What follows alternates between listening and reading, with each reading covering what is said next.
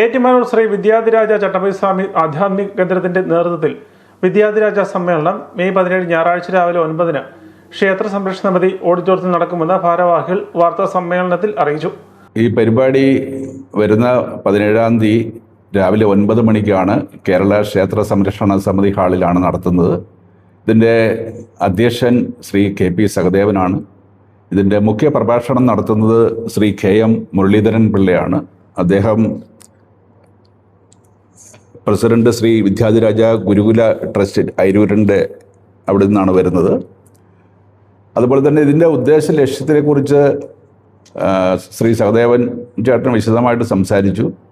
അപ്പം ഇതിൻ്റെ ഉദ്ദേശം സ്വാമിജിയുടെ ദർശനങ്ങൾ സാധാരണക്കാരിൽ എത്തിക്കാൻ വേണ്ടിയും അതുപോലെ തന്നെ കാലിക പ്രസക്തിയുള്ള ഈ കാര്യങ്ങൾ പൊതുജന മധ്യത്തിൽ ചർച്ച ചെയ്യപ്പെടാനും വേണ്ടിയാണ് ഈ പ്രോഗ്രാം നടത്തുന്നത്.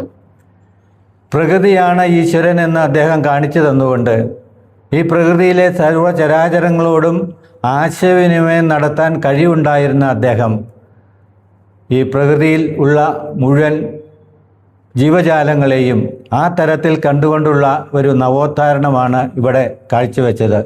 അദ്ദേഹത്തിൻ്റെ വേദാധികാര നിരൂപണം എന്ന ഗ്രന്ഥം കേരള നവോത്ഥാന പ്രസ്ഥാനങ്ങൾക്ക് ഒരു ആശയ സമ്പൂർണമായ ഗ്രന്ഥമായി മാറുകയും അതിനെ അടിസ്ഥാനത്തിലാണ് പിന്നീട് ഇവിടെ നവോത്ഥാന പ്രസ്ഥാനങ്ങൾ രൂപം കൊണ്ടതും.